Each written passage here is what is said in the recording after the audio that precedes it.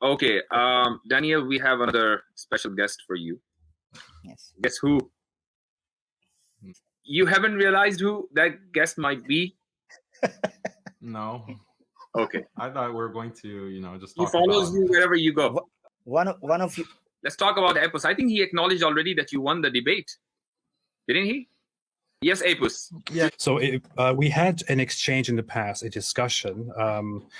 We both agreed during the live discussion that this is not a debate, and we both said, even he said after the debate, that we will reconsider having an actual debate in the future. Afterwards, he actually went on and said, "I want the debate." Okay, fine. You know what? I acknowledge it was an exchange that didn't really go as I thought it would go, because I just wanted to ask questions. I thought he would just give answers, but I didn't really manage it very well, and I think that I failed, in all honesty, in having a proper discussion and getting relevant answers out of him and responding to them as needed.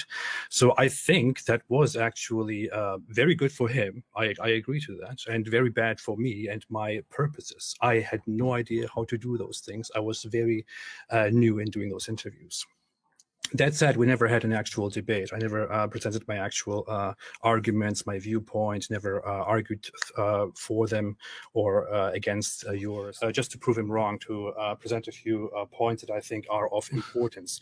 For example, in the Quran, certain names of prophets are listed. Don't give a whole speech. Ask a question. I am asking questions. If you this is not like a platform for you to present your whole. Daniel, don't be scared. Don't be scared. Don't be scared. Calm down. It's okay. I'm just asking.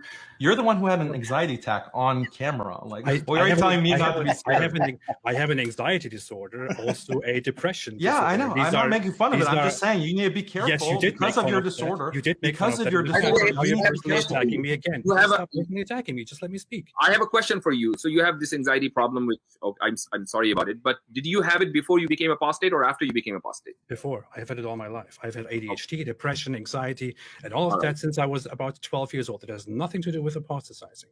Okay. I'm saying Yahweh is not acknowledged, but unknowingly in the Quran referred to by using theophoric names, which are adopted from biblical tradition like and what? scripture like that refer to him, such as Elias, Isa, and certain other names. Is Yahweh. You know, Apus, do you know who was Elia?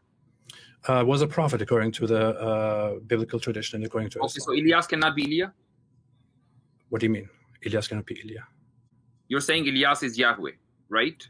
No, I'm saying Elias is Elias in the Quran is Eliyahu or Elijah. Why not Elia?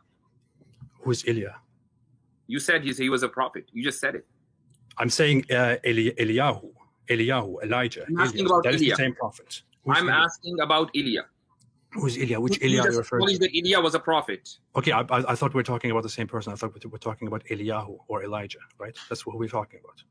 You're saying because of Elias and Eliyahu, because there are some similarities. So Quran used the word Eliyahu from Hebrew tradition and presented as Elias.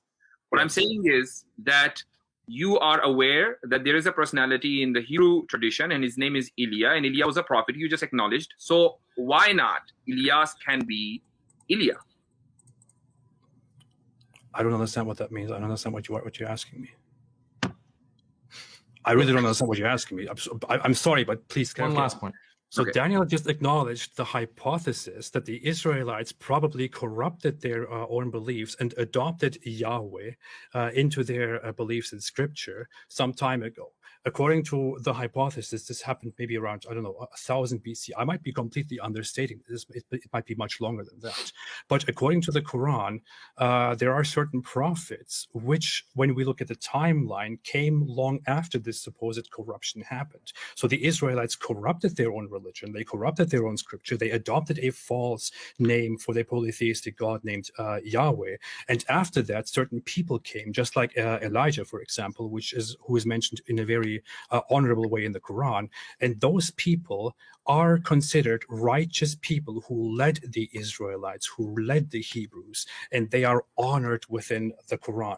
If now this religion that we have, which comes with a corrupt guy called Yahweh, is merely a perversion made by the Israelites, then doesn't that mean that the prophets mentioned in the Quran, which come after that corruption, are also part of that corruption, are also part of that corrupt history? Why does Islam acknowledge those prophets? Well, where is the information coming from about these prophets? If you rely on the Hebrew Bible to get information about the prophets who came after Moses using this name Yahweh, then obviously that's part of the same corrupt source of the Bible.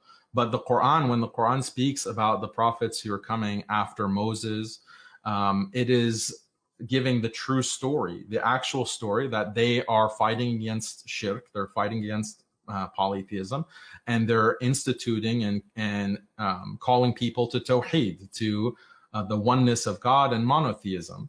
So you're mixing up your sources or your epistemology. We have the biblical source, which we're saying is corrupt. That's the Islamic position, that these texts have been corrupted, and they could be corrupted in a kind of consistent way, like the corruption or the changes could be, inserted at many different points within the biblical narrative. None of that concerns Islamic epistemology and what we understand of the prophets and that history. Can I ask one clarifying question? Okay, all right, Abus, I think we should end this here. Can I ask one final clarifying question? We cannot drag this forever because there are other people waiting. Thank you. Prophethood. Thank you. Okay, I'll take. All right. Thank you, everyone, for showing up here. Thank you so much. I'll see you. You're welcome. Am I audible? I'm audible. Stay away from this. Yes. Can yes, you hear brother. me? Yeah. Mufti sir? Oh, Yeah. oh, I would finally, like to it's add such 2 a or 3 points frustrating on the episode, really. apostate prophet. I'm molesting people